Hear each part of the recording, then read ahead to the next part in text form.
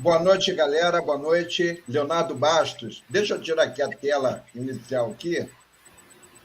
Deixa eu sair do plano de fundo, fica melhor. Boa noite. Nós vamos ter hoje um bate-papo muito importante, né? Muito interessante.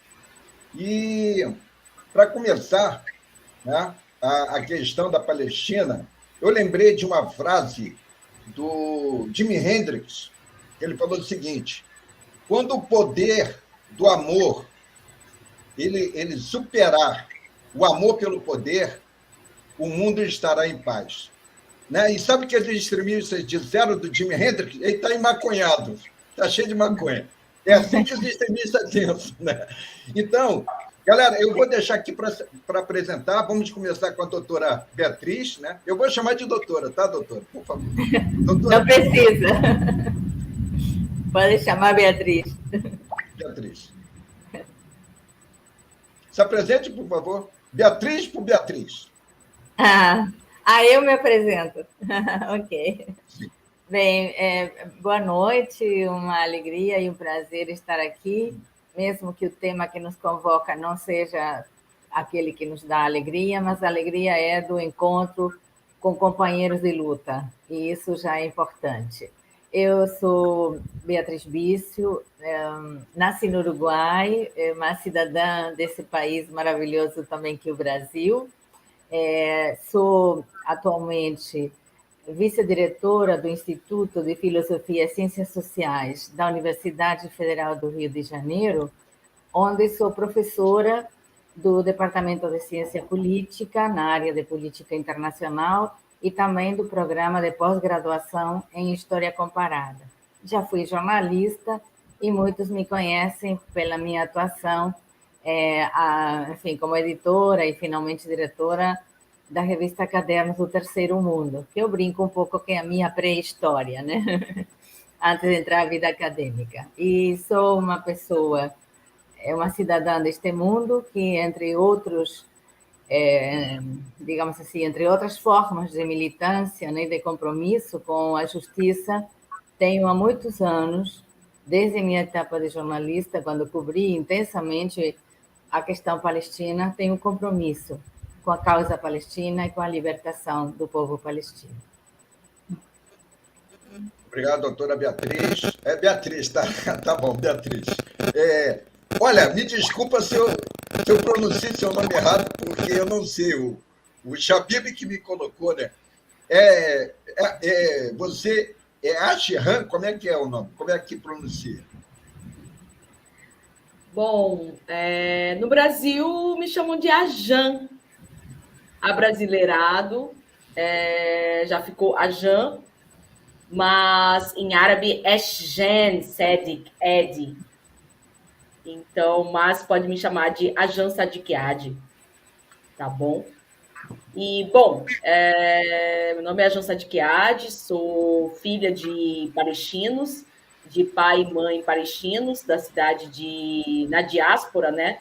Na comunidade de palestinos de Corumbá, porque Corumbá é uma região fronteiriça, né, com a Bolívia, então os imigrantes acabaram se localizando, né, por lá, numa região de fronteira, por conta da documentação, naturalização, enfim.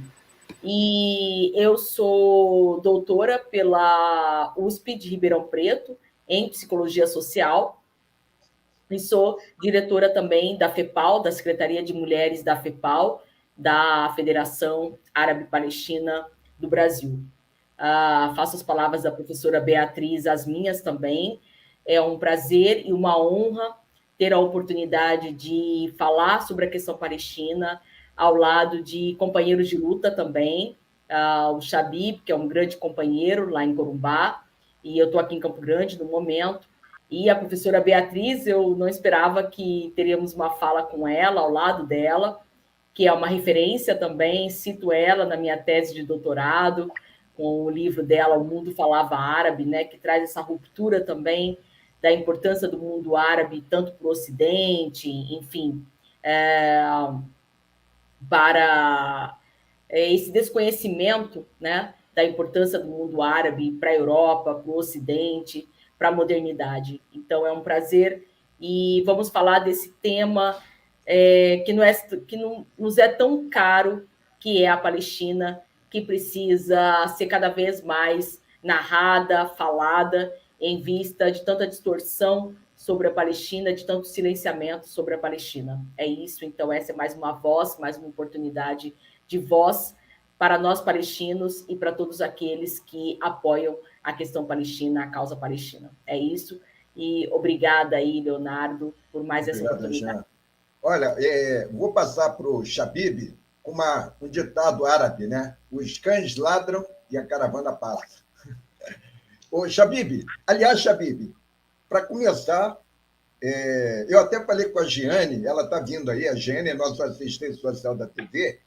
Você é boliviano, mas o teu nome é árabe, é turco. De onde vem o seu nome? Mas se apresente aí, Shabib, por favor. Boa noite, Leonardo, companheiro de longas jornadas de resistência. Boa noite, professora Beatriz, grande referência. Boa noite, Ashjam. Até eu tenho dificuldade de pronunciar o nome da Ashjam, viu? Não é um nome tão simples de pronunciar. Conheci a Ashjam praticamente bebezinha. Estávamos organizando a primeira mostra da cultura árabe em 1987 e ela era pequenininha. Então, vê-la hoje, doutora, poxa, isso é uma demonstração da capacidade de resistência do povo palestino. Olha o brilhantismo em plena diáspora.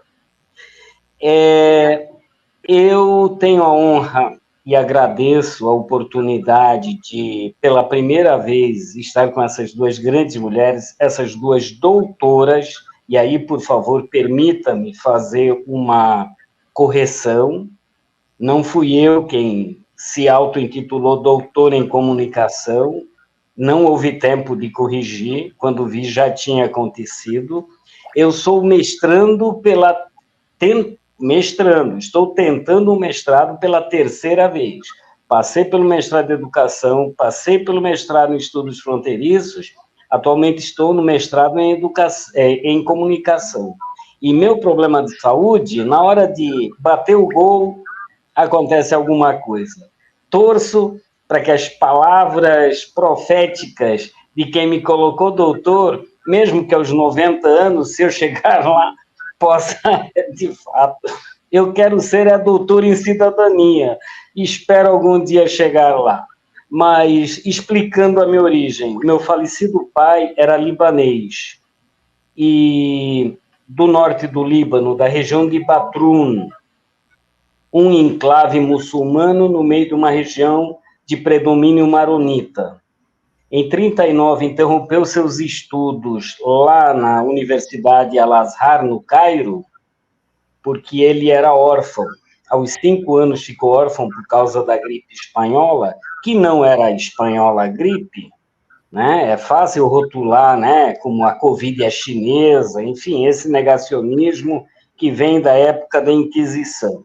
Bom, meu pai veio para a América para sobreviver, para sair daquele ambiente de guerra, pegou malária quando tentava ser mascate nos rios da Amazônia, ora Amazônia brasileira, ora Amazônia boliviana.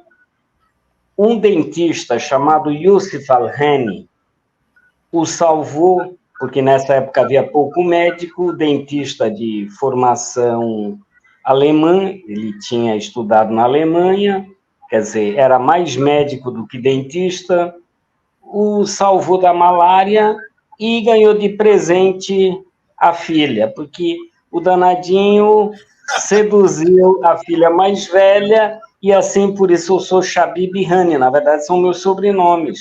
Meu primeiro nome é tão difícil que nem eu mesmo pronuncio, Ahmad.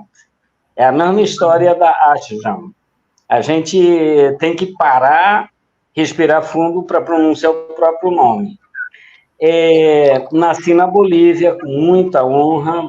Meu pai morreu apaixonado pela Bolívia, grato à Bolívia e ao Brasil, que lhe deram o que os colonizadores franceses, no caso do Líbano, ingleses, no caso da Palestina, não lhe permitiram. Aliás, para ele ir para o Egito, ele andou de camelo e a pé disfarçado de beduíno pelas terras palestinas, mais ou menos uns 30 dias, para que não fosse identificado, porque ele brincava, ele dizia que ele tinha cabeça de mongol, então era facilmente identificável no meio dos beduínos, então ele se cobria com aquele, né, por causa da areia, tudo isso, enfim, uma epopeia para chegar à Universidade de Al-Azhar e poder fazer o curso de filosofia. No ano que deveria colar grau, veio, né, 1939, veio aí a Segunda Guerra Mundial, eclodiu, ele precisou sair por recomendação dos seus professores e amigos mais próximos. Vai embora para a América, que você não tem salvação no Oriente Médio. E assim estamos hoje no coração do Pantanal e da América do Sul, que é Corumbá. Legal. Prazer, querido. Aí tem, nós estamos aí com o Rida Mansour, né, que é tunisiano, mora no Brasil. Ele vai contar um pouco, né, da vivência dele. Inclusive, nós temos que fazer uma live, eu já falei com ele, já tinha feito uma vez, né? Ele está com 2 filhos retidos na Suíça. O governo suíço não libera os filhos dele, né? Então, é uma outra questão. Ele já está no Ministério da Justiça aqui, a cidadania dele, o pedido de cidadania brasileira. Depois até conversar com a doutora Beatriz e a doutora Adjahan também, a respeito do caso específico do Rida. E ele vai contar um pouco, ele vai se apresentar, daí vai contar um pouco como é que a Tunísia vê essa questão palestina, né? Tanto os tunisianos como do governo da Tunísia. Que eu acho que a doutora Beatriz, né, deve ter percorrido lá a Tunísia, com certeza, ela vai contar aqui um pouco. O Rida, por favor, se apresente aí. Boa noite, desculpa por essa retarde, porque eu fui, na verdade, queria entrar, mas usando o link errado. Então, já entrei com vocês, mas de outro jeito, não é dentro, de fora. Então, já escutei tudo, mas não poderia. Depois, já usei outro link e já entrei, graças a Deus. Ok? Então, seja bem-vindo para todos. Estou muito feliz de conhecer vocês todos.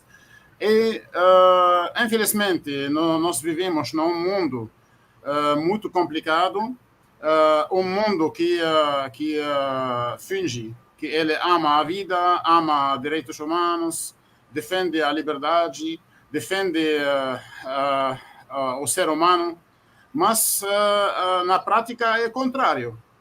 Totalmente contrário, totalmente. Na prática é matanças, deixar os países sempre atrás, fazer armadilhas, porque países árabes e muçulmanos ficam sempre fora da realidade, ficam sempre defendendo as armadilhas do fascismo mundial e não para. Pode agora, a causa da Palestina está 80 anos, praticamente. Né? 80 anos ou mais. Mas 75 anos na prática. 80 anos ou mais, mais ou menos, entende? Então, é complicado. Se o mundo revolucionário, os povos do mundo do bem, os povos mundial que querem o bem por esse mundo, não se unirem e não trabalham juntos e não fazerem alguma coisa por salvar o resto que existe agora, vamos todos estar perdidos, infelizmente. Então, eu quero... Fala, Rida, continua. Então agora quase a última possibilidade por salvar este mundo. Salvar este mundo dos mãos sujas que quer matar tudo nesse mundo. Ser humano, matar a natureza, matar... Tem que disse, eu acredito nisso, quem que disse que tem países que tem também famílias ricas nesse mundo que quer matar até 80% da população mundial. Porque nós, por eles, são produtores do lixo. Não é outra coisa. Eles querem que nós viajem no outro mundo e esse mundo fica para eles. Então, é uma safadeza total, uma covardia do alto grau, uma criminalidade que não tem que não para, que não tem nenhuma forma, uma criminalidade invisível e visível também. Então, se o povo mundial agora não acorda e não mova bem na defesa de tudo a possibilidade da defesa, a população mundial vai estar perdida. Antes de passar para a doutora Beatriz, a mesma pergunta vai valer para todos, tá? Sim. Lembrar que os números de hoje são desastrosos. Eu vou falar só das crianças. São 3.500 crianças mortas na Palestina. É mais do que as 2 torres gêmeas. É muito mais do que as 2 torres gêmeas e ninguém fala nada. Cadê os Estados Unidos contra a matança na Palestina? Eu estou falando de 3.500 crianças. Eu vi hoje um bombardeio com fósforo branco, arma letal, chamado cluster. Ilegal, né? Proibida. Proibida pela ONU. Então, bomba cluster, que é a bomba de fósforo branco, para quem não sabe, as bombas de fragmentação, quando elas, com fósforo branco, elas se espalham e queimam as pessoas vivas. É um negócio pavoroso, o negócio. É terrível, é tortura.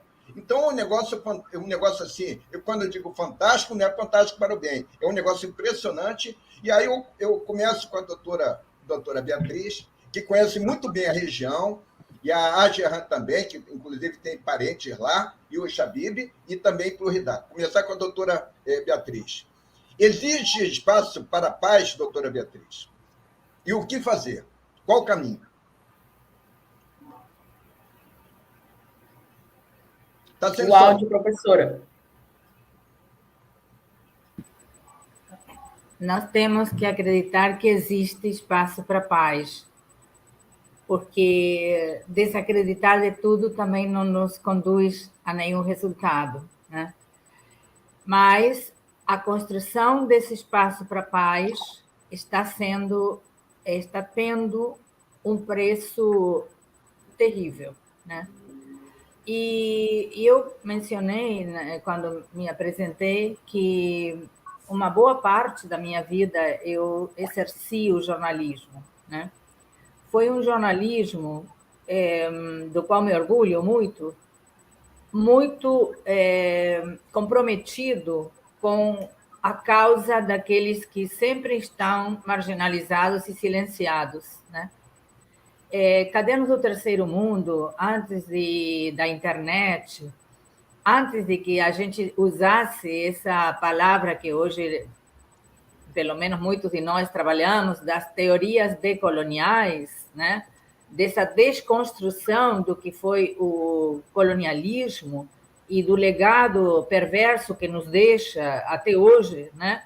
Antes disso e dessa postura de mostrar o quanto o colonialismo necessitava desumanizar o seu colonizado para assim justificar a sua barbárie, né?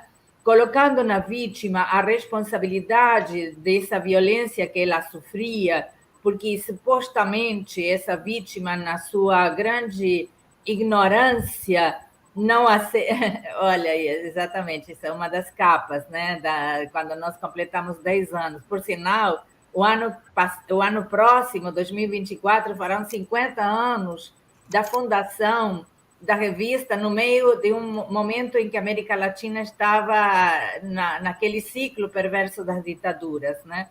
E então quero dizer que há espaço para se colocar sempre do lado da justiça quando há vontade política, coragem e compromisso, né?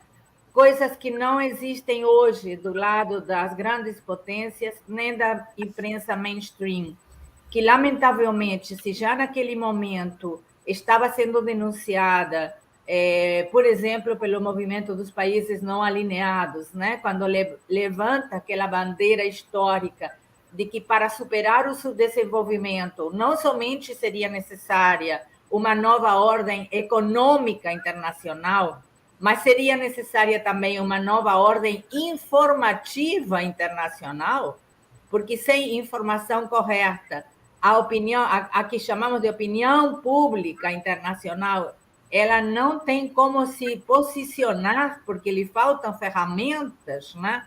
Já naquele ano, aqueles idos dos anos 70, era colocada, então, por nós e por outros jornalistas e por outros militantes das causas sociais, né?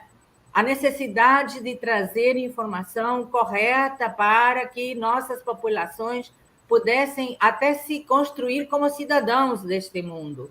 Porque sem informação não temos como construir cidadania.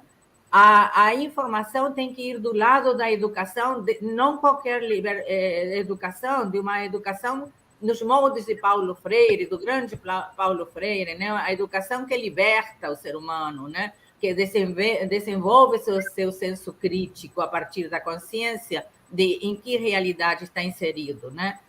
Então, eu acredito que a grande questão desse momento, não somente para poder levar justiça para os palestinos, mas, como disse o professor Rida, para que tenhamos expectativa de que a espécie humana tenha um futuro, né? É necessário que nós tenhamos uma campanha impressionantemente desafiadora de construção de cidadania internacional, voltar a colocar a questão da solidariedade internacional como uma questão de sobrevivência de todos nós. Porque hoje são os palestinos, amanhã poderemos ser nós, né? Nós temos, neste momento, por um acordo que foi feito no passado e que o presidente atual, que me merece o maior respeito, se viu obrigado enfim, a não desistir desse acordo, temos, neste momento, tropas norte-americanas na Amazônia, em exercícios militares, né? Se amanhã houver de parte das grandes potências, em particular dos Estados Unidos, né, no momento em que no futuro, sei lá, possa ser o mundo desafiado pela falta de água e tal, e eles acharem que tem que vir aqui e nos ocupar, eles vão vir e vão nos ocupar. E se nós não tivermos consciência crítica, seremos hoje, amanhã, as vítimas do mesmo sistema perverso, porque é um sistema de opressão perverso, o sistema capitalista que está, neste momento, destruindo o sonho do povo palestino. Mas não está destruindo o sonho, aliás, não é correto isso, né? Porque o povo palestino está dando uma demonstração a todos nós, né, do que é realmente amar a pátria, amar a sua terra, amar e sentir orgulho do seu passado, da sua cultura e confiar profundamente que as gerações futuras, se não as atuais, haverão de construir um mundo diferente, não somente para o povo palestino, mas para toda a região. Então, eu sou daqueles que, mesmo nesse momento que nos dá tantos elementos para a desesperança, né, me aferro, né, àquilo que eu vi durante os meus quase 30 anos de exercício do jornalismo, né, sobretudo no povo palestino, mas não somente no povo palestino, vi isso na África, no momento dos movimentos de libertação, e vi na América Latina, na resistência ao ciclo das ditaduras, né? Que é que quando nós temos uma noção exata de que o futuro que nos espera para ser diferente exige de nós um alto grau de sacrifício e de compromisso no presente, e isso eu vi, né? Então, aí a gente pode pensar em construir um futuro diferente. E aí eu acredito que é central o tema da educação, desse tipo de educação e da informação. E eu confio muito que, ao preço desse genocídio que está vivendo hoje o povo palestino, finalmente nós vamos ver que estão caindo as máscaras do cinismo da grande imprensa, dando cobertura a esses assassinatos, né, televisados, né, que respondem a uma política das grandes potências, né, e particularmente a responsabilidade de Estados Unidos, da França e da Grã-Bretanha, porque eu acho que nós temos que dar nome e sobrenome, não somente eles, mas eles são centrais, até porque grande parte desse legado, dessa tragédia que o Oriente Médio vive, é responsabilidade do colonialismo britânico, em particular, no caso da Palestina, no caso da Síria e de problemas que o próprio Líbano, né, enfrentou, do colonialismo francês, né? E, claro, depois substituídos os dois pelo hegemon dos Estados Unidos, né? Mas eu confio profundamente no ser humano, confio na sua capacidade de resistência, e, nesse sentido, os palestinos são uma inspiração cotidiana para mim, que me renova o meu compromisso de alçar a voz em favor deles e, ao alçar a voz em favor deles, em favor da nossa própria humanidade. Eu vou, antes de passar para a Jean, já estou abrasileirando o seu nome, tá, Jean? Tranquilo. Fazer um comentário a respeito da fala da doutora Beatriz, que, ao contrário do que muitos pensam, a indústria que mais investe no mundo não é a de armamento, não é a de comunicação. Nesse exato momento, bilhões de dólares estão sendo negociados no mundo todo em comunicação. Então, o poder da comunicação é imenso. Agora, prestando atenção, tá? Grande parte dessa comunicação está na mão dos judeus, né? Principalmente lá em Wall Street, né? Tem até judeu alemão no meio, não importa, mas judeu. Então, é um negócio que realmente é inovador, né? A gente falar sobre comunicação nesse meio aqui, que dominado, inclusive, né? Inclusive por judeus, né? Eu não estou demonizando os judeus, porque nós temos os sionitas, né, de socialistas, e temos sionistas de direita, de extrema direita, né? Então, é importante a gente frisar que a comunicação está dominando o mundo em termos financeiros. É muito, muito importante isso. A Jean, a mesma pergunta. Há caminho para a paz na Palestina e Israel? Bom, há o caminho. Há sempre um caminho. Tá? E o que eu posso afirmar, enquanto filha de palestinos, qual é o caminho para a paz na Palestina? Né? Que todas as resoluções da ONU sejam cumpridas. Tá? Que o território palestino, pelo menos, isso também ainda é uma questão polêmica, né? Porque essa questão de 2 estados, de um único estado, né? Uma Palestina multiétnica, ou um Estado israelense, um Estado palestino, enfim. Mas que o território da Palestina, que foi tomado, né? Porque a Palestina histórica, com a resolução de partilha da Palestina, né? Feita em novembro de 1947 pela ONU, que desencadeou, em maio de 1948, a autoproclamação do Estado de Israel, que ficou com 56% do território e 44% do território para os palestinos, né? Ou seja, tomaram mais da metade do território, além das terras mais férteis, que pelo menos esses 44% voltem para os palestinos. Isso é o mínimo. As resoluções da ONU precisam ser respeitadas. A resolução também, não só a resolução 181, com essa resolução da recomendação da partilha, mas a resolução também 194, de retorno dos refugiados. Nós temos direito a retornar à nossa terra. O meu pai tem direito a retornar à terra dele. E é interessante, eu acho que poucos sabem aqui, mas olha a estratégia sionista, né? O meu pai chegou aqui em 68, a minha mãe chegou em 72, o meu avô chegou em 55, ou seja, 7 anos após 1948, após a autoproclamação do Estado de Israel. E qual era a condição para que os meus pais mantivessem a carteira de identidade palestina? Que a cada 6 meses retornassem para a Palestina. Meus pais não tinham essas condições. Não tinham. De 6 meses está retornando para renovar, como se fosse uma renovação da carteira de identidade. Quando eu soube isso pela parte da minha mãe, eu falei, mãe, então a senhora não tem a carteira de identidade palestina. Ou seja, você perde o estatuto identitário palestino. Olha essa estratégia.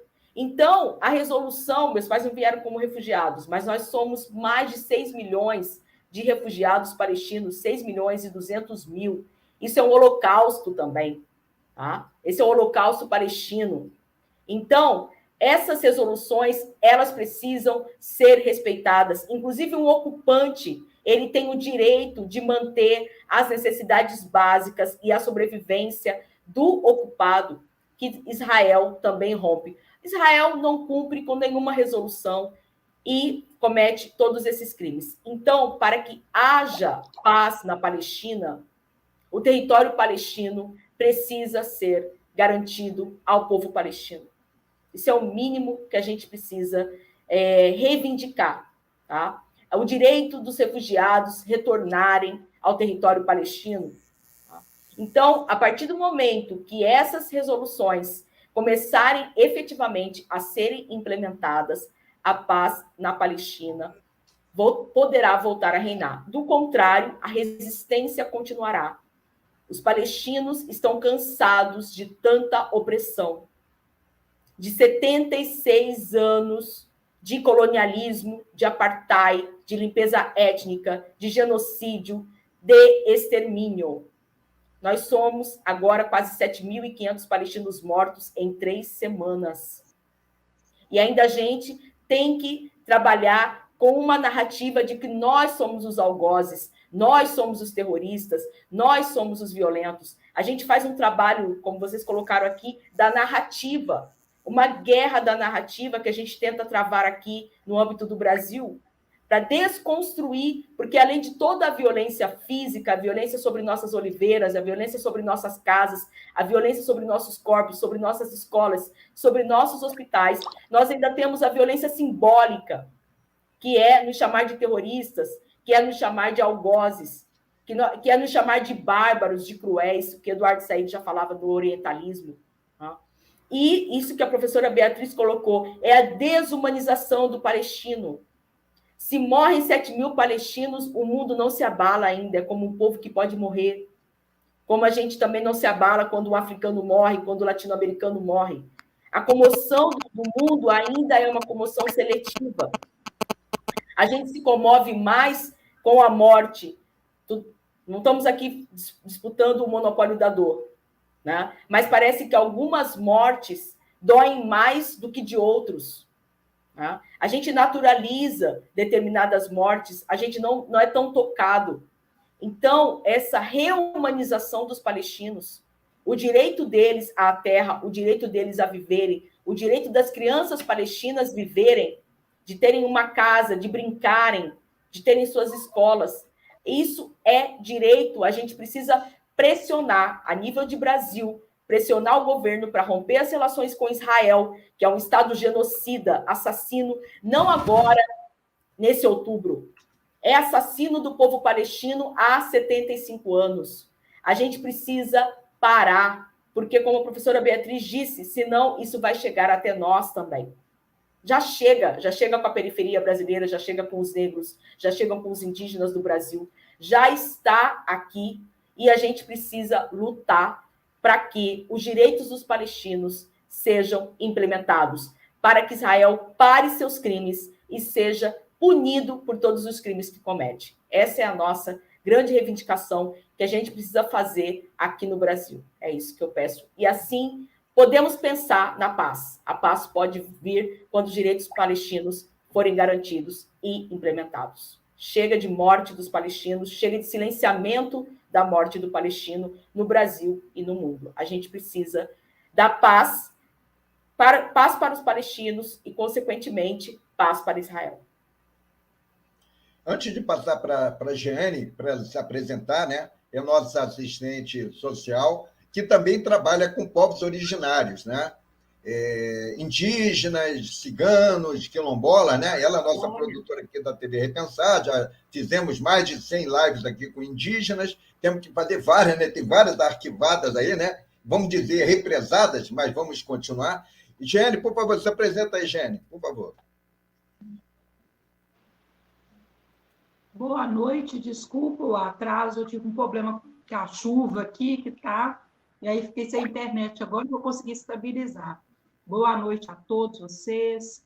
É muito triste, lamentável a gente ter que trazer à tona esse assunto, e o infanticídio na Palestina, o que está acontecendo, a gravidade, o que é matar a infância, para exterminar mesmo um povo. Vamos começar pela infância, que a infância é o futuro de um povo. Então, é doloroso. E é um assunto que a gente não queria estar falando, a gente queria falar sobre paz. Mas uma paz em meio a tanta situação, são crimes de guerras hediondos. O que Israel está fazendo com a Palestina não tem nome. E agora é como se... Agora está bombardeando outros países próximos, então está claro que o negócio deles não é só tomar gás, é expansão territorial, gente, é claro. Parece a mesma coisa que o Hitler fez, agora eles estão aplicando dentro da Palestina.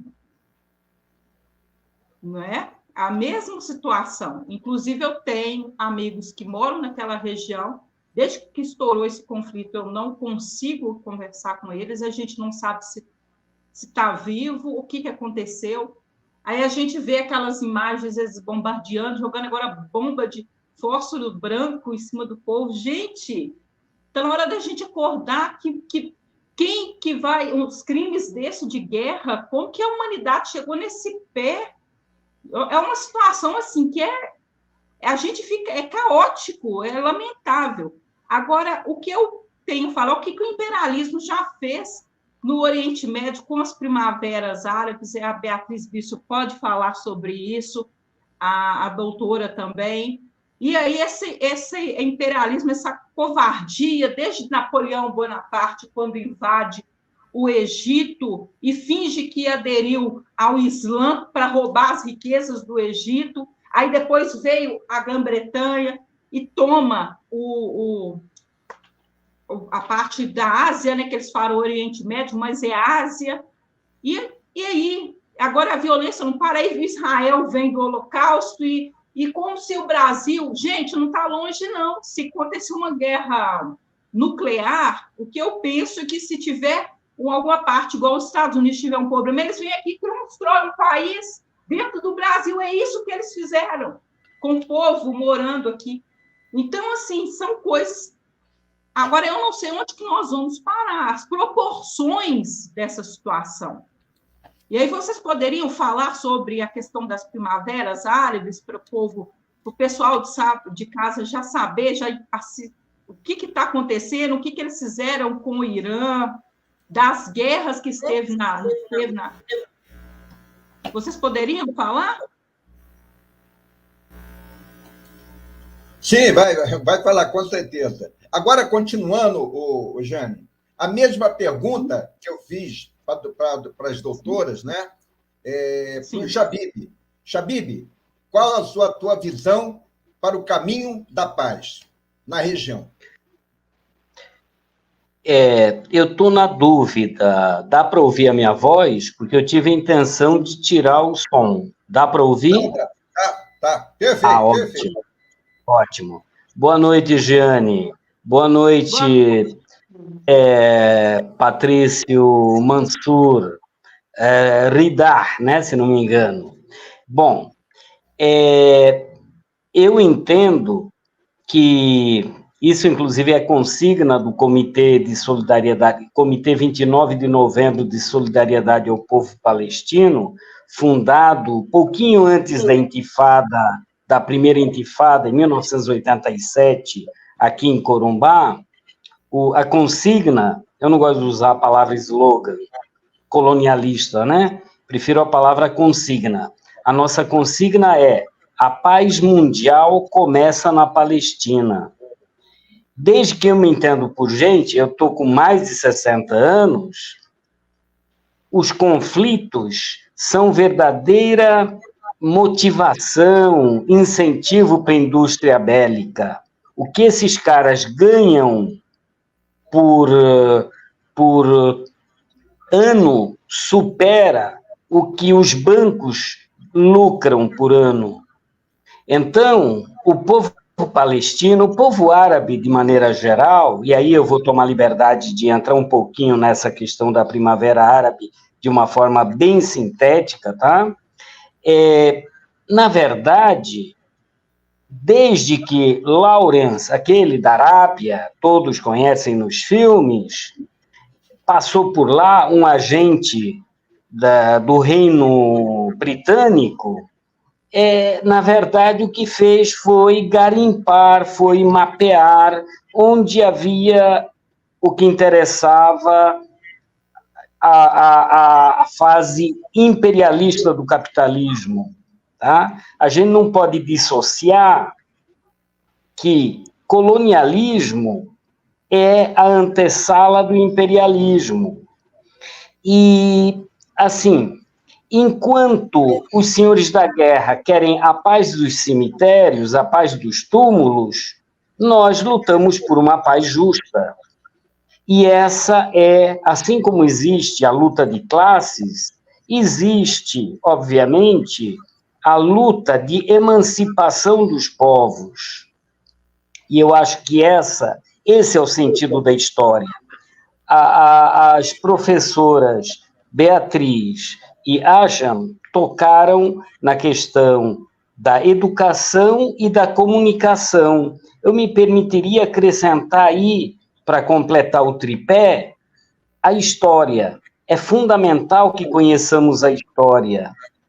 E a história, diferente do que novas vertentes da história tentam colocar, os fatos sempre serão o alicerce. Não se trata apenas de disputa de narrativa. Acima de tudo, os fatos. Contra-argumentos, né? Fatos contra argumentos. E temos milhares de fatos. O Império Britânico e o Império Francês têm aí um conluio para preparação do sionismo. Eu não gosto de usar a palavra judeu, Leonardo, me perdoe. Sionismo é um movimento, tanto é que os judeus ortodoxos, em sua maioria, não reconhecem Israel. Israel, para eles, é celestial, é depois da vida, não agora, tá? Então, eu prefiro chamar de sionista.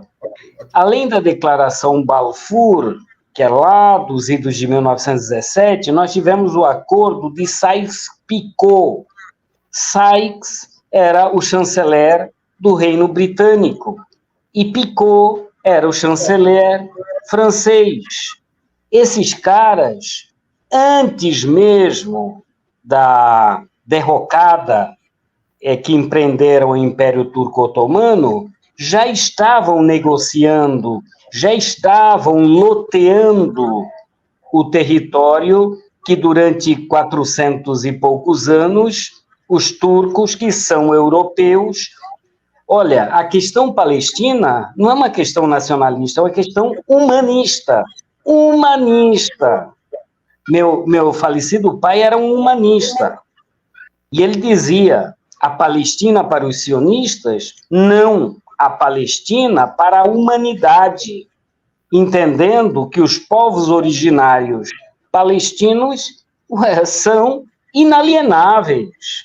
É igual discutirmos a Amazônia para a humanidade, mas que os povos originários detenham com o seu saber. E é aí onde eu insisto na importância de um projeto que é de paz, de cultura da paz, que coloque história, educação e comunicação nesse processo. Isso tudo gera uma coisa chamada cidadania planetária ou internacionalista, jamais globalista, por favor. Globalismo é o eufemismo para imperialismo. Indo bem rapidinho ali, a evidência de que depois da derrocada da União Soviética, essa conversa fiada, esse conto do vigário, de que agora sim a paz vem, a balela está provada. Aí é que recrudesceram os conflitos de caráter étnico, de caráter colonial, porque nós retrocedemos a 1917. É como se estivéssemos, na verdade, às vésperas da gota d'água, né, da morte lá do rei, o rei que me foge o nome agora, em Sarajevo. Nós estamos vivendo um momento crítico, só que com tecnologia.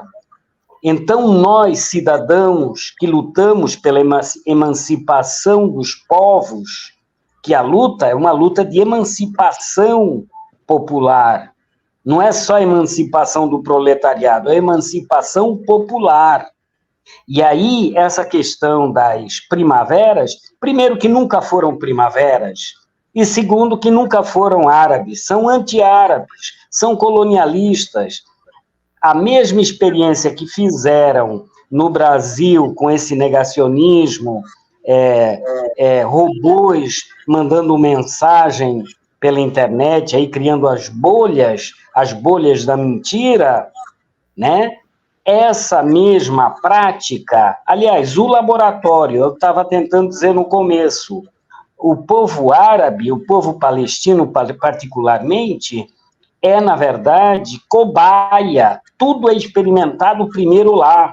Esses assessores que vêm com aquele general Etchegoyen, com aquele indivíduo que se diz de ascendência libanesa que deu o golpe na Dilma, o Etchegoyen reaparece, é uma família nefasta na história do Brasil, o pai, o avô estão impregnados do sangue do povo brasileiro. Esses indivíduos é que fizeram a ponte entre Tel Aviv, que é a sede administrativa daquele estado de proveta, e o Brasil, com aquele desgoverno artificial. Sintetizando, essas experiências neocolonialistas, elas procuram duas coisas de imediato. A primeira, acabar com qualquer tentativa de resistência. O povo palestino dá uma demonstração, como bem já diziam os ativistas palestinos na década de 70, 80, a professora Beatriz foi a grande repórter de língua não árabe a entrevistar Yasser Arafat, e sabe muito bem o sentido da resistência palestina. Ela é testemunha disso, por isso eu me permiti sugerir o nome dela, né? A geração dele já dizia isso lá em Santiago do Chile. Palestina, palestino, resistir é o teu destino. E os palestinos, melhor do que ninguém, dão prova disso. Enquanto houver um palestino na face da terra, podem ter certeza, a resistência será para fazer tremer os colonialistas e imperialistas. Eu peço 1000 perdões, eu preciso me ausentar. Eu havia combinado com o Leonardo e a Giane, me permita chamá-la pelo nome, que às 19 horas, daqui 20 de vocês, eu já tinha um compromisso e não posso fugir, me perdoem, mas oportunamente vamos continuar. Eu gostaria de propor para vocês, Leonardo e Giane, que a gente arranjasse, se possível, tipo um projeto, Resistir é Preciso, nome provisório, para um encontro periódico, talvez quinzenal, com a professora Beatriz, com a professora Ajam, com o Sheikh Mansur, né? O companheiro Leonardo já me disse do seu ofício de Sheikh, e é um prazer, meu falecido pai foi fundador aqui da Sociedade Beneficente Muçulmana de Corumbá, mas ele não impôs a religião muçulmana para os filhos. Minha mãe era de origem católica e nós convivíamos com todos, inclusive na sua modesta pensão, recebíamos judeus. Um rabino lá do lado da Hungria, seu Eugênio Jexovitz, enfim, o árabe, na história, provou que deu proteção aos judeus quando foram perseguidos, ainda no tempo das cruzadas e depois durante a Inquisição. E a maior prova disso é a Península Ibérica, Espanha e Portugal. 800 anos na Espanha, aproximadamente 350 anos em Portugal. Os árabes não impuseram a língua, não impuseram a religião, não impuseram a sua cultura. Eles não chamavam aquilo de colonização, chamavam aquilo de presença. A presença árabe, e a professora Beatriz muito bem apresenta no seu livro. Então, é preciso entender que se houve holocausto em relação aos judeus, e houve, eu não duvido, esse holocausto foi praticado por europeus. Os palestinos, os árabes, não têm por que pagar a conta feita pelos mesmos colonizadores da Palestina e dos demais países árabes. Estamos com vocês, eu gostaria de voltar a me ver com vocês. Me perdoem a falta de educação de sair no meio de um debate bastante alvissareiro, mas eu tenho certeza que nos voltaremos a ver, e aí eu torço para que vocês nos organizem outra oportunidade como essa. Um grande abraço, me perdoe, Sheikh Mansur, não poder ouvi-lo, eu tenho que sair, mas um grande abraço a todos vocês, e saibam, nosso projeto de vida é o mesmo, independentemente da língua que possamos falar. Um grande abraço. Outro. Tchau, querido. Um abraço. Obrigada. Antes de passar para o Mansur, a respeito do que o Shabib falou de colonialismo, né, imperialismo, só para lembrar, por exemplo, né, hoje, o segundo país em diamante no mundo é o Congo. É interessante, né? O primeiro é a Austrália, o segundo é Congo. Sabe qual é a capital do diamante? Antuérpia, na Bélgica. Olha que interessante, não produz 1 grama de ouro. Interessante isso, né, cara? Então, a Bélgica é rica por causa do ouro do Congo. Não é só ouro, né? Por exemplo, o Congo, eu estou citando o Congo aqui, né, que foi colonizado pelos belgas, né? Mas tem, por exemplo, ali tem o lítio. O lítio, que é retirado lá, inclusive, 4.000 crianças do Congo mortas por ano por causa da poeira do lítio. Sabe para onde vai o lítio? Vai para a China para beneficiar e vender para o mundo todo, e principalmente os Estados Unidos. Então, é uma matança. Quando a gente vê, por exemplo, que as crianças no Congo não têm saúde nenhuma, eles colocam as crianças para retirar o mineral, para tirar o lítio, né? Para retirar o lítio, para quê? Para produzir dinheiro. E o diamante do Congo, o segundo maior produtor de diamante do mundo, vai para a Antuérpia. Olha que bonito, é tão fofo isso. Para a gente não perder o foco aqui um pouquinho, a questão do Chabib, quando ele falou, eu perguntei ele das primaveras árabes, para a gente falar e se estender, e agora a gente passa para as professoras, para as doutoras, o seguinte: não existiu primavera árabe, foram ditaduras, golpes na Arábia, como teve aqui na América Latina, que de flores não teve nada. Foram golpes e invasões, e foi propiciando. Isso é, como ele falou, a antessala do imperialismo. E quando a gente fala a questão sionista, está muito vinculada, não é questão, esse movimento de guerra, de conflito, ele é da extrema, o sionismo é da extrema direita de Israel. As professoras podem falar sobre isso, por favor? Sim. Primeiro, vamos passar para o Mansur, qual a visão dele, como tunisiano, o caminho para a paz. Né? Nós ainda estamos na primeira pergunta. Qual o caminho para a paz, Mansur? Você, como tunisiano. Ok. Boa noite para todos. Primeiro, a caminho para a paz tem uma coisa, eu vejo uma coisa muito perigosa na questão da paz.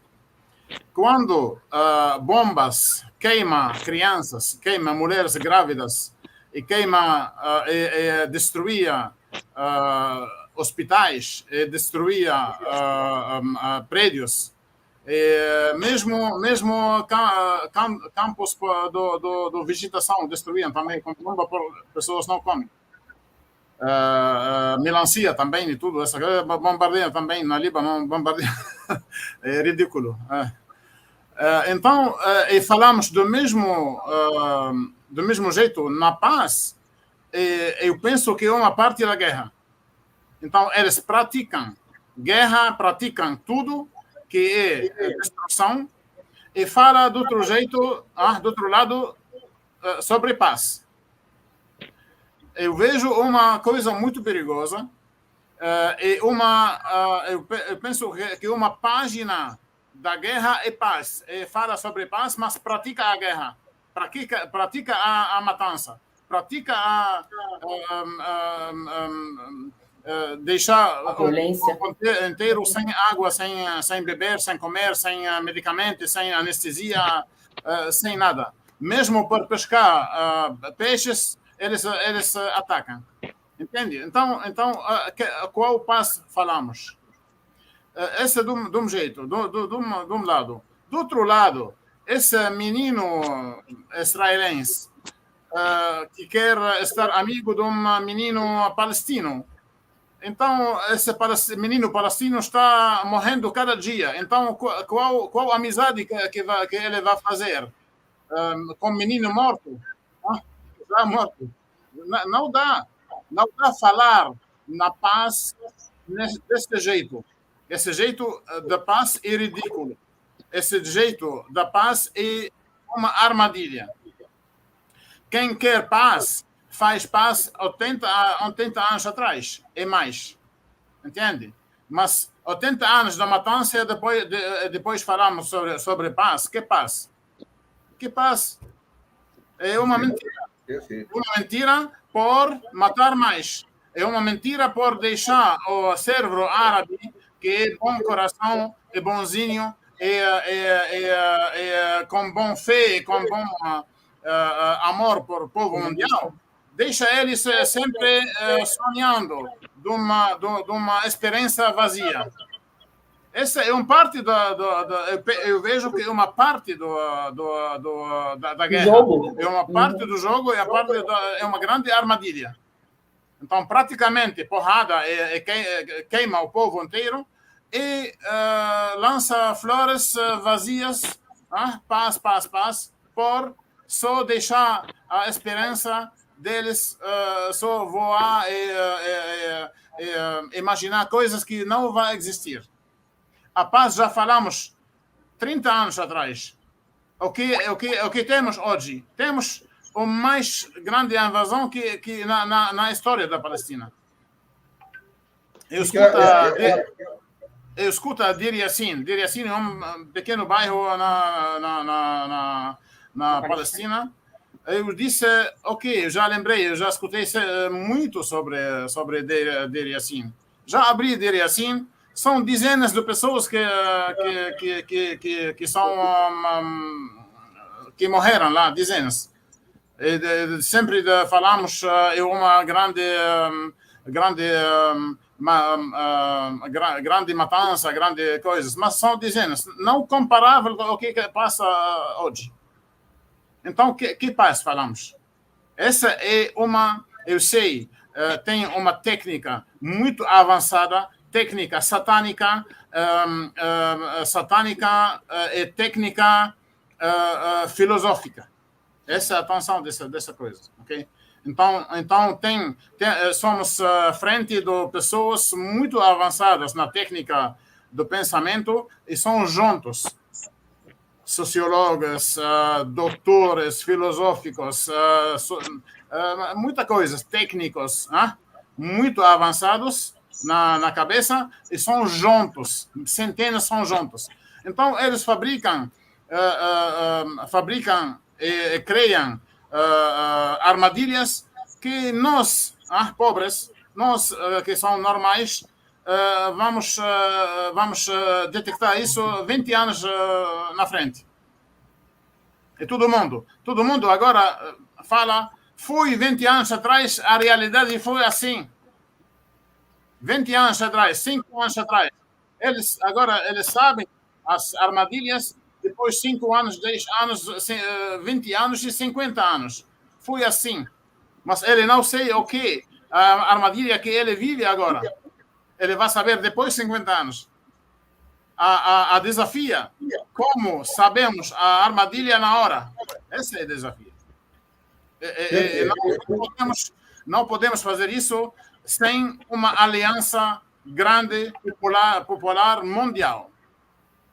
O povo mundial deve se mover e aliar. Não faz nada do ruim, não faz nada da guerra, tudo. Só aliar, só confiar, só estar mais forte e mais aliado.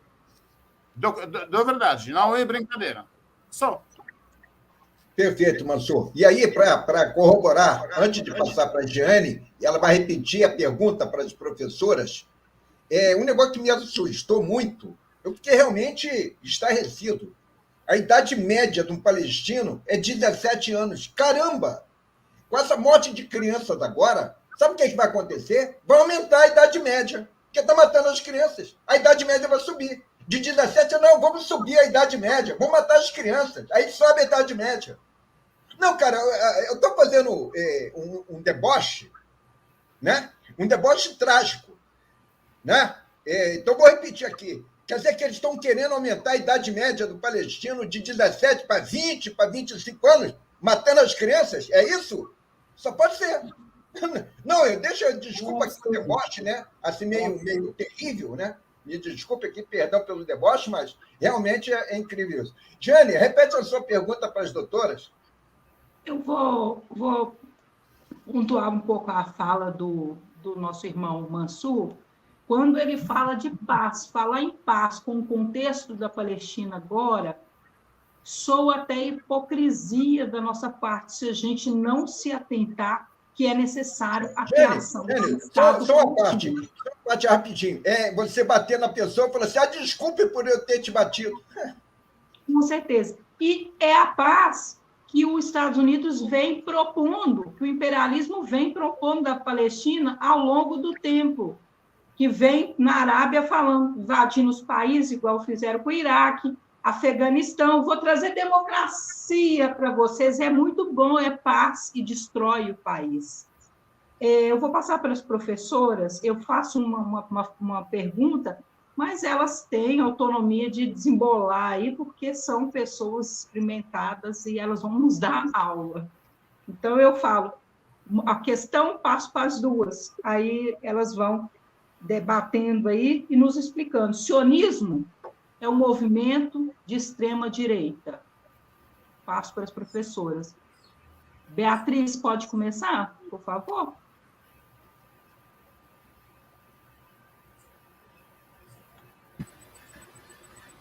Então, como o professor Shabib já informou, já comentou, o sionismo não é uma ideologia de todos os judeus, né? Ele é um projeto político, começa, né, sendo um projeto político, inclusive ele vai mudando ao longo do tempo, porque inicialmente, no final do século XIX, a maior parte do arcabouço teórico e tal estava fundamentado numa questão de uma visão que hoje poderíamos chamar assim, laica do processo político. Era um processo político de ocupação de um território, né? Uma construção ideológica, né? Porque apesar de que se vinculava a uma etapa das origens, né, da população judaica, na verdade, há bastante documentação, e aí eu concordo com o professor Shabib que a gente tem que ir sempre à história para fundamentar as argumentações, para que exatamente não sejam exclusivamente narrativas, né, sem nenhuma alicerce que nos permita defender isso fehacientemente, né, porque estamos trabalhando com fatos, né. Então, a documentação que indica que se cogitou, naquele momento, de estar se colocando na agenda, basicamente, né, dos sionistas e de países centrais que apoiavam a ideia de criação de um lar, digamos assim, para o povo judaico, né? Se cogitou que essa possibilidade estivesse em várias partes do mundo. Havia uma exploração de algumas regiões da África, de algumas regiões aqui da América do Sul, inclusive, o que já, enfim, seria um motivo para ver que essa construção ao local, né, da Palestina histórica é uma construção ideológica. Mas o mais interessante, eu acho que para efeitos do que interessaria hoje analisar, é que hoje a defesa mais acirrada das posições sionistas estão sendo levadas adiante por segmentos religiosos, né? Ou seja, perdeu-se um pouco aquela origem, né? E hoje é um projeto que está sendo defendido por grupos religiosos, sim, da extrema-direita, que estão fazendo parte, que são importantíssimos para a estabilidade, digamos assim, ou a sobrevivência do governo de Netanyahu, né? Ele teve que alinhavar essa aliança com esses segmentos dos partidos políticos religiosos extremistas, né? E concessões que não lhe eram muito difíceis de fazer, porque estavam muito alinhadas com a sua própria visão, né? A esse discurso fundamentalista, né? Então, é um projeto político, é um projeto que foi muito bem aceito pelas potências imperialistas, né? Pela Grã-Bretanha, em primeiro momento, né? Como já mencionou o professor, com a Declaração Balfour, né? Quando, em nome, né, o chanceler do governo da Sua Majestade, né? Em 1917, encaminha uma carta em nome do governo de Sua Majestade, uma carta onde textualmente ele diz que o teor dessa carta foi aprovado pelo gabinete, ou seja, que é absolutamente uma decisão de Estado, né? É uma decisão de Estado. E onde se diz que o governo da Sua Majestade vê com muitos bons olhos, né, o estabelecimento de um lar judaico na Palestina. Há uma frase que muitas vezes é deixada escanteada, mas que consta lá, possivelmente aquelas frases que a gente sabe que são colocadas em documentos diplomáticos, não necessariamente porque depois haverá um compromisso à ultrança para que elas sejam respeitadas. Mas há uma frase no meio da Declaração Balfour que diz que esse lar judaico não poderá ser feito em detrimento dos direitos inalienáveis das populações que lá residem e que lá estão estabelecidas, não judaicas, né? Mas eu que dou aula sobre estes temas, porque eu dou aula de política internacional, nas quais, evidentemente, a gente tem que fazer uso da história, é impossível trabalhar política internacional sem fazer uso da história. Eu também comento com meus alunos, né, e eu acho que é importante ter isso presente, o professor também citou, que ao mesmo tempo que o governo da Sua Majestade, né, ou seja, que a Grã-Bretanha, naquele momento a maior potência mundial, né, estamos falando de início do século XX, né, na verdade a Carta de Declaração Balfour já no meio da Primeira Guerra Mundial, né, ao mesmo tempo que havia uma declaração nesses termos para a comunidade sionista, e essa carta foi dirigida ao maior banqueiro, né, da City de Londres, né, Lord Rothschild, né? E aí a gente pode imaginar que para a Grã-Bretanha, no meio da guerra, da Primeira Guerra, o apoio da City, né, dos recursos, né, para o esforço bélico, sem dúvida, eram bastante significativos, né? Então, havia aí uma linha de abertura de simpatias que também tinha o interesse de um retorno direto, essa minha interpretação, mas, enfim, me parece que não está muito longe do que foi. Ao mesmo tempo, existia já essa aliança, digamos assim, esse pacto, que também o professor mencionou, Sykes-Picot, né? Que é anterior, inclusive, à Declaração Balfour, onde esses dois diplomatas, né, o britânico e o francês, acordavam também em nome de seus próprios governos, evidentemente que isso não era uma iniciativa individual, né? Era um acordo para valer mesmo entre duas potências coloniais, a Grã-Bretanha e a França. Esse acordo estabelecia que se o Império Otomano fosse derrocado, como foi na Primeira Guerra Mundial, porque esse Império Otomano se alia com a Alemanha e com o Império Austro-Húngaro, que estão do lado dos derrotados, né?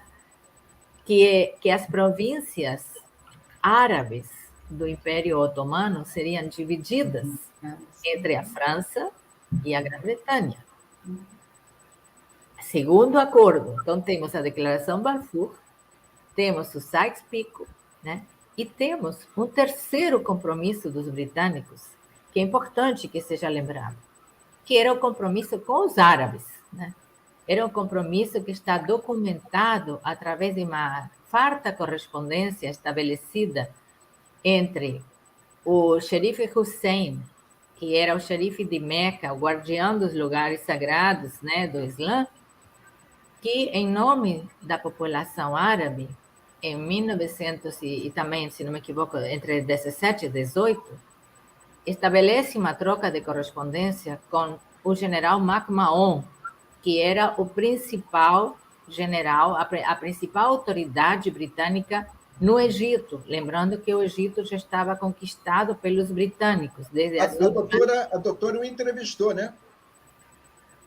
Não, isso estou falando do 1917. Ah, bom, tá. Eu achei que era mais recente. Tudo bem que sou vovó, mas não tanto. Não, assim, é porque a doutora entrevistou tanta gente lá, generais Não, e tudo. aqui estou falando da história, uma história tá certo, okay.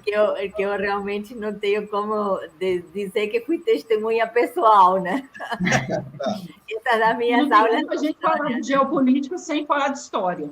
Né?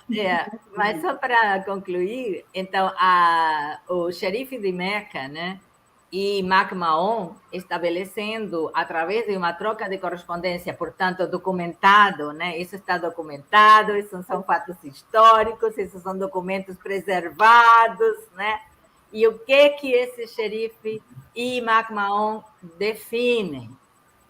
Definem o seguinte: os britânicos se comprometem que se os árabes ajudassem os britânicos a derrotarem os otomanos, eles teriam assegurada a sua independência, uma vez terminada a guerra.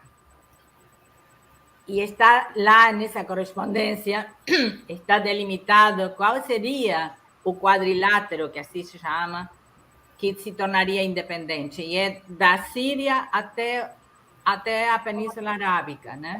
Todo esse espaço, né, que muito bem a Jane lembrou, é asiático. A gente se acostuma a falar de Oriente Médio, que é uma designação colonial. Então, veja só, havia, ao mesmo tempo, um pacto entre os britânicos e os franceses em relação às províncias árabes otomanas para dividirem entre eles. Um compromisso com a comunidade judaica através da presidência do sionismo em Londres, que era Lord Rothschild, de estar a favor da proclamação de um lar judaico na Palestina. E, ao mesmo tempo, aos árabes estava sendo prometida um compromisso, não é uma promessa, um compromisso documentado de que, se fossem derrotados os turco-otomanos, com a ajuda dos árabes, os ingleses assegurariam a independência dos árabes. O que acontece? Os árabes começam a rebelião que está retratada nesse filme que o professor Xavier mencionou, Lawrence de Arábia, porque os ingleses põem um espião do lado dos árabes para acompanhar essa rebelião. Os árabes chegam, conquistam Damasco, tudo que eles se comprometeram a fazer, eles fazem e ajudam a derrotar o Império Otomano. E qual é a resposta dos britânicos? A ocupação com tropas britânicas de Jerusalém, de Bagdá, toda a ocupação da área que, em função dos acordos Picot, né, com Picot, lhe correspondiam aos britânicos, né? Ou seja, uma traição, uma violação de acordos, né? E eu sempre digo, lembrando aos meus alunos, que quando a gente vai... Eu fiz durante muito tempo cobertura dos países árabes, né? Quando a gente vai a um país árabe e vai num café, a conversa de café ronda em termos de que aqui no boteco rola futebol, né? Política, né? Bem, lá no mundo árabe eu me lembro de ter várias vezes escutado que conversa que rola no café tem 2 traições ou 2 episódios em que realmente os árabes conheceram a verdadeira cara, né, da, aspas, civilização ocidental. Nas cruzadas, né, quando a população de Jerusalém é dizimada, judeus e muçulmanos dizimados na conquista de Jerusalém, que depois, quando Saladino reconquista e é incitado por alguns desses seguidores a dar a resposta, ele diz: nós não vamos fazer aqui a revanche, não é para isso que nós reconquistamos Jerusalém para o Islã, né? E ele deixa a todos os cristãos que desejam sair, que saiam, e os que desejam ficar, que fiquem, né? Então, as cruzadas, primeira questão que está muito nítida na memória, e a segunda, a traição da independência traída, né, através, né, dessa troca de correspondência do xerife Hussein com MacMahon, que não foi honrada pelos ingleses, porque quando termina a Primeira Guerra Mundial e se reúne em Paris, né, a conferência que vai definir os termos do pós-guerra, evidentemente quem dá as cartas nessa conferência são a França e a Grã-Bretanha, e eles vão fazer prevalecer as suas ideias e as suas aspirações e interesses, né? E como era muito nefasto naquele momento falar em colônias, porque já havia todo um auge da defesa da autodeterminação dos povos, só que isso servia só para os europeus, né? Os europeus do Império Otomano tiveram a sua libertação, a Grécia, toda a parte dos Balcãs reconhecida, mas aos árabes não foi reconhecida. E então, como não podia falar que era uma colonização, porque estava muito mal vista essa palavra, então o eufemismo é que se criam protetorados. Protetorados que significa um colonizador, como foi de fato, né? Porque se alegava que a população árabe não estava, como isso foi também justificado para a África, não estava suficientemente amadurecida como para se autogovernar. E isso era mais uma falsificação da história, porque o povo árabe, muito antes, quando a Europa ainda era bárbara, né? O povo árabe tinha construído um império, é justamente isso um pouco do que eu trato nesse livro, que é do meu doutorado, né? A mais brilhante civilização desse momento histórico, talvez fazendo abstração da civilização na China e na Índia, né? Na Índia, uma parte da Índia muçulmana, né? E tinham sido sofisticadíssimos administradores de um império que ia do Atlântico ao Pacífico. Então, se isso tinha sido possível durante longos séculos, né? Um governo dos árabes, um governo dos árabes muçulmanos, né? Imagina se então depois não poderiam ser autossuficientes para se autogovernarem no século XX. Toda uma construção ideológica para justificar a ambição de conquista dessas terras, né? Então, que podemos dizer? Eu aí, lembrando Gandhi, né? Quando Gandhi visita Londres e numa das entrevistas que ele dá, lhe perguntam o que ele, que ideia ele tem da civilização ocidental. E ele diz, eu acho que seria uma muito boa ideia, né? Mostrando com luva de pelica, como se diz, né? Essa civilização ocidental, não me venham a falar dela, porque eu não vejo nada de civilização ocidental no meu horizonte, né? E ele estava aí lutando pela independência da Índia, né? E é isso. Enfim, eu sinto, né, que é chegado o momento de que a gente possa compreender que no Ocidente, onde há muita coisa a ser resgatada, eu não digo que não tenhamos nada a resgatar do que o Ocidente tem feito ao longo desses últimos séculos, que foi o grande hegemon, né? Mas nós vamos ter que refundar os alicerces aqui das nossas bases no Ocidente, porque o legado principal que estamos deixando, e eu não considero que nós aqui no Brasil sejamos ocidentais, esse é todo um debate, acho que na América Latina nós somos um grande espelho desse hibridismo maravilhoso que é a raiz das populações autóctones, mas a raiz africana, mas também a raiz, evidentemente, ibérica, né? E com todas as outras colaborações, né? Mas eu acho que isso não esse hibridismo não é uma representação desse Ocidente, né? E muito me orgulho de que não seja, eu acho ótimo que não seja, né?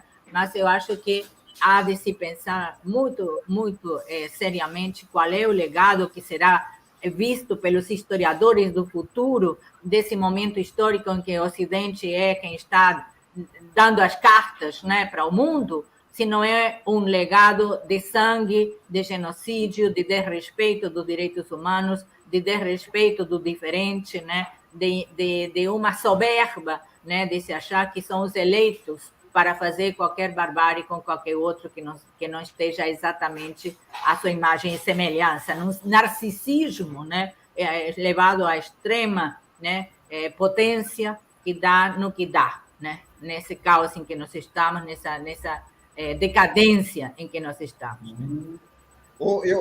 Para liberar a Obrigada pela aula, professora. A professora Beatriz, ela vai ter que sair agora.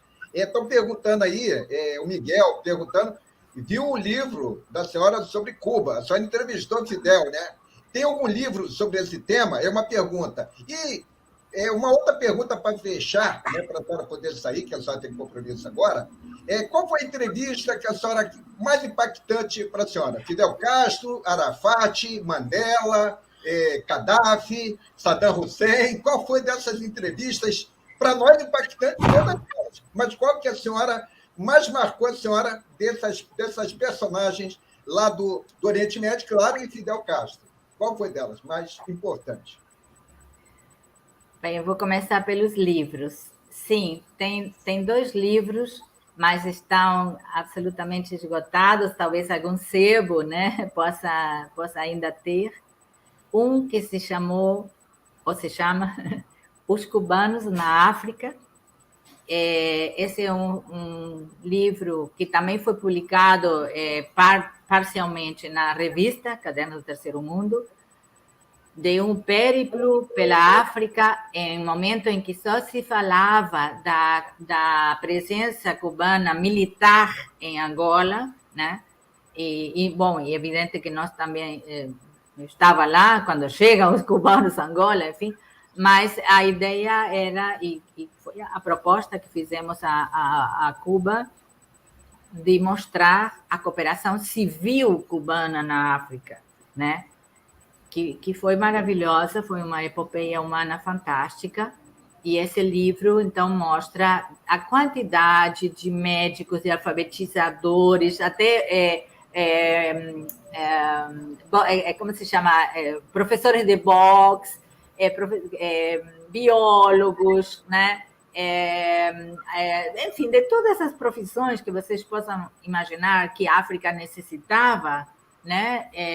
Havia cubanos, e um dos casos assim mais marcantes dessa cobertura, dessas reportagens, foi quando no interior da Tanzânia, numa área absolutamente longe de tudo que vocês possam imaginar, o mais próximo eram girafas e leões, né?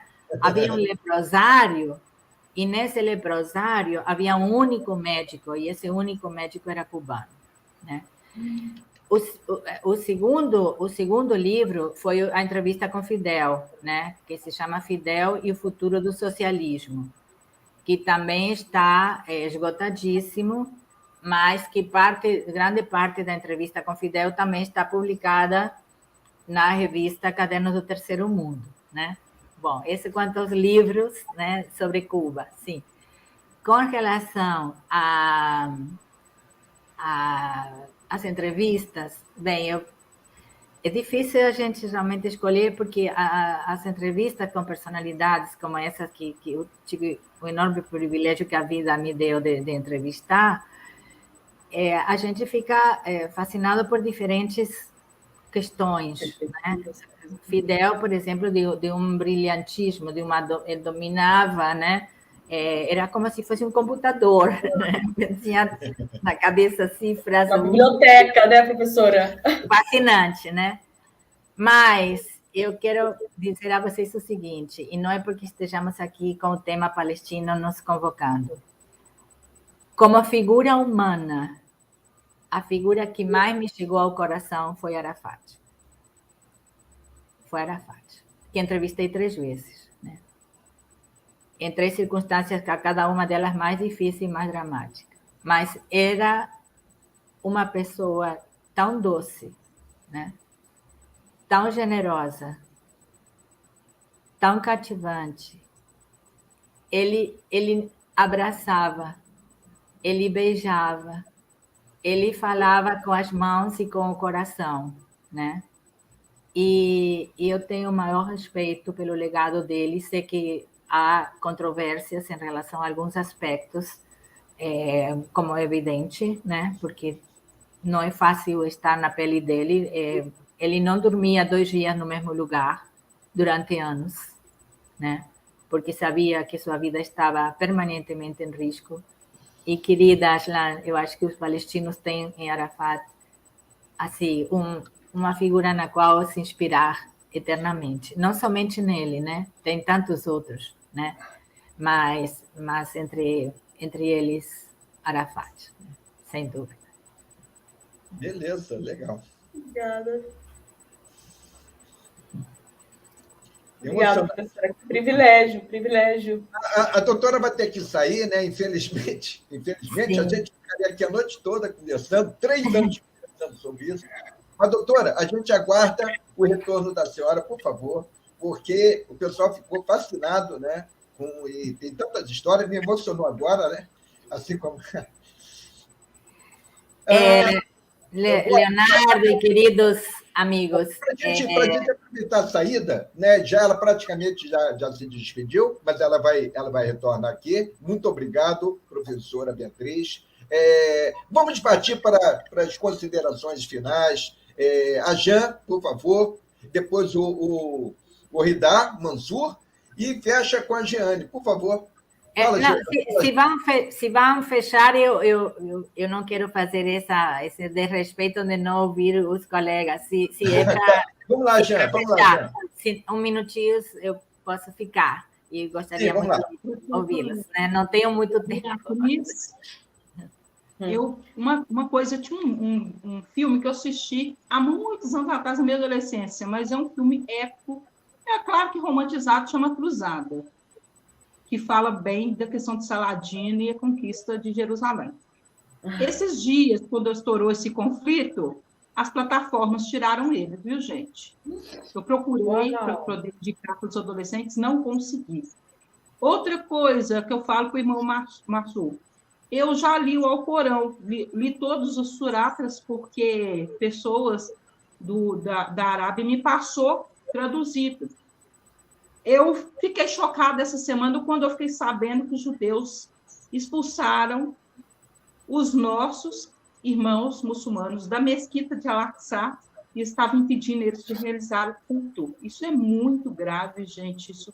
Porque a mesquita de Al-Aqsa, para quem não conhece o Alcorão, foi aonde que Maomé foi assunto ao céu, no jumentinho. Tem um valor muito importante para eles. Então, o que eu vejo muito é preconceito, é uma guerra midiática mesmo, que Israel joga dinheiro. Quando a gente fala Israel, os sionistas, porque muitos judeus é contra o que está acontecendo, gente. E que fique bem claro que a gente, sim, era a favor que existisse 2 estados que coexistissem em paz, mas não está sendo possível. Israel precisava de um motivo para ele fazer a anexação da Palestina e invadir outros territórios. É essa que é a gravidade da situação. Então, antes de vocês julgarem, procurem conhecer. E Saladino foi grande, né? Quando ele fala com os cristãos, pode ir embora, nós não vamos matar vocês. Não deixou ele que eles seguissem em paz. E os judeus não. E os israelenses, né? Os judeus não, a gente nem pode falar isso. Esses sionistas estão impedindo até a passagem humana da faixa de Gaza deles sair. Estão matando mulheres, crianças, jogando bombas em cima da casa deles. A Jean, Oi. Perfeito, Jane. A Jean, por favor, suas considerações finais, a professora quer escutar que eu ouvi para poder sair. Bom, gente, muito obrigada, TV Repensar, que tudo isso contribua para um repensar a Palestina, um repensar a história, um repensar a nossa educação, enfim, um repensar também a nossa comunicação. Eu agradeço, foi uma grande oportunidade, um privilégio estar aqui com a professora Beatriz, com o Ridá Mansur também, gostei das colocações dele, não conhecia, a Jeane, o Leonardo, um prazer e uma gratidão enorme por essa oportunidade de fala.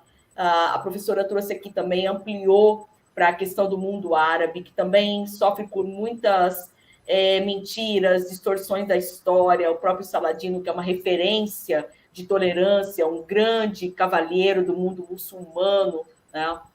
Então, que é desconhecido, e como você, a própria Jeane, presenciou, esse apagamento do mundo árabe, da importância do mundo árabe, da civilização árabe e islâmica para o Ocidente, para a modernidade.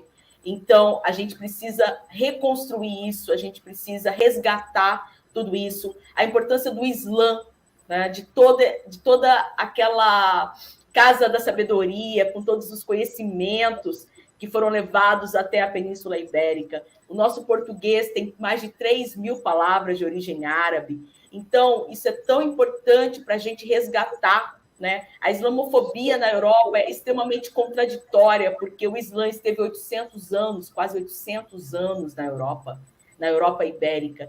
Então, isso é importante também. Eu quero que a gente faça esse trabalho decolonial, tá? Decolonial pelos árabes, pelos muçulmanos, pelos negros, pelos indígenas, pelas mulheres que também foram apagadas ao longo da nossa história. Então, eu espero que a gente faça esse trabalho diariamente, cada um na sua esfera, na sua escola, na sua universidade, na sua mesquita, enfim, na sua televisão, nas redes sociais.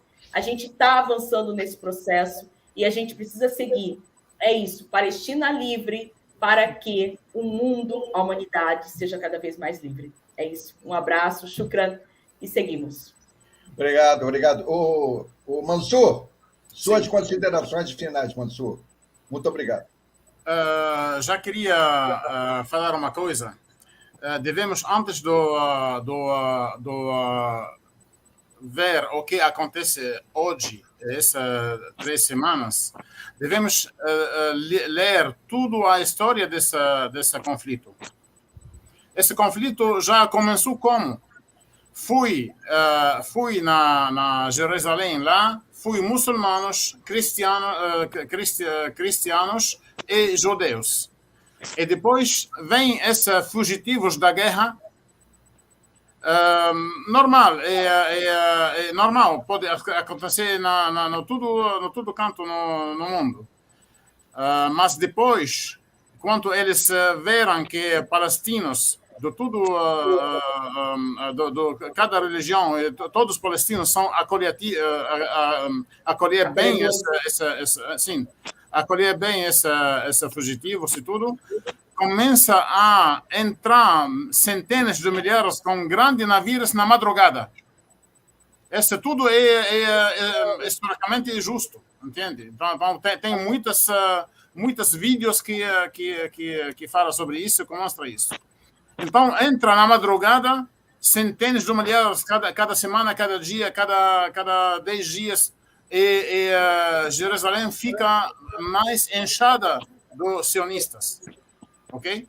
E depois nasce esse terrorismo. Terrorismo, agora vamos falar sobre terrorismo. Nasce nesse momento os facções sionistas. Muito facções sionistas. Eu tenho o nome desses 3 aqui: Haganah, Ergon e Shtiran. Então, são dezenas de facções e de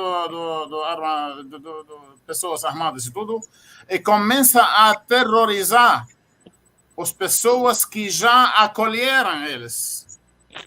Matam, queimam, faz tudo que deixa a pessoa morrer ou fugir. E depois terra vazia, toma terra. Depois de novo. Depois de novo, até hoje.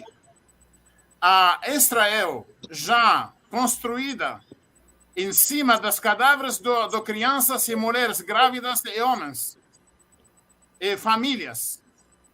Em cima é construída, esses prédios são construídos em cima dos cadáveres dos palestinos. Então, qual paz queremos falar aqui? Se queremos falar paz, somos todos por paz, mas fazemos a base real do paz e fazemos as condições de paz. Ok? Nós somos agora, toda a humanidade combate agora uma inteligência muito avançada, satânica, filosófica. Ele pode transformar para você como pessoa de paz, mas ele mata você depois. Entende? Ele pode transformar que ele está em favor de direitos humanos, mas depois ele que cai a direitos humanos. Tem uma coisa, por favor, muito impressionante que todos nós já esquecemos. Vamos ver o 6 de outubro. 2 anos atrás, até 6 de outubro. Sempre Ucrânia, no tudo, sem parar. Dia 7 de outubro, ninguém fala uma vez a Ucrânia. Sim ou não? Ninguém fala a Ucrânia mais. Entende? É impressionante, não? A situação, por quê? Porque eu penso, tudo esse chora sobre a Ucrânia foi uma mentira. Porque eles sabem que o povo ucraniano e o povo russo são o mesmo povo, são a mesma coisa. Então, eles só usaram a Ucrânia contra a Rússia. Só eles usam a Ucrânia contra a Rússia, mas quando troca a situação com Israel, eles esquecem, deixam eles, os dois, longe da história e fica focado na outra coisa. Ninguém fala Ucrânia mais, a partir do 7 de outubro. Foi tudo isso mentira? Foi tudo isso mentira? É verdade. E galera, então, nós estamos terminando por aqui. Alguém mais quer dar alguma palavra? Jane, por favor. Professora Beatriz Bício, eu gostaria que a senhora voltasse aqui para nos falar, em especial do Ararafat. A gente queria muito falar sobre isso. Olha, porque a gente precisa da foto da senhora com ele, porque eu já tinha visto a live da senhora, fiquei encantada. Com a irmã também, a Jan. Sim, o Mansur. Será um prazer. Tá? Volte sim, porque a gente combina com o Léo e volta, porque a gente precisa falar sobre essa figura que é tão importante para a Palestina, que todos os palestinos tem que falar do Saladino. Com certeza, Saladino, gente, uma figura. Até hoje eu falo frases, aí eu falo assim, gente, frases que a gente fala. E eu não pensava que depois que eu vi o Alcorão, eu falei assim, isso é do Alcorão. Não cai uma folha da árvore se Deus não quiser. Minha bisavó sempre falava isso. Depois eu falei, não, isso é do Alcorão, gente. Quem precisa do Alcorão me fala, e pode enviar Alcorão por cada que quer. Ok? Valeu. Obrigada, gente. Gostar. E nós eu precisamos. Vou sair. Um beijo para você. Quero que você possa falar sobre o convite. Parabéns pelo programa. Uma honra estar aqui com a Natian. Compartilhem o comentário. A gente responde, tá? Deixa os comentários aí no Mansur, irmão Mansur, volte também para falar sobre a questão da religião, do Islã. Nós queremos. Estou pronto. O senhor Leonardo me fala, estou pronto. O Mansur tem vários grupos de defesa do islamismo, da religião islâmica. Galera, muito obrigado a todos vocês. Obrigado especial à professora Beatriz, a Giane e ao Mansur e ao Shabib que saiu. Obrigado, gente. Uma boa noite para vocês. Boa semana. Daqui a pouco, nós temos aqui Notícia Petroleira, eu, professor Ivan Luiz Maricá, que está aí assistindo a gente. Valeu, professor Ivan. Valeu, galera da TV Repensar. E o lema da TV Repensar, Ajan, é o seguinte: repensar o passado para projetar o futuro. Ótimo. É isso aí. Tchau, gente. Um abraço. Obrigado, gente. Valeu. Obrigada. Tchau. Tchau.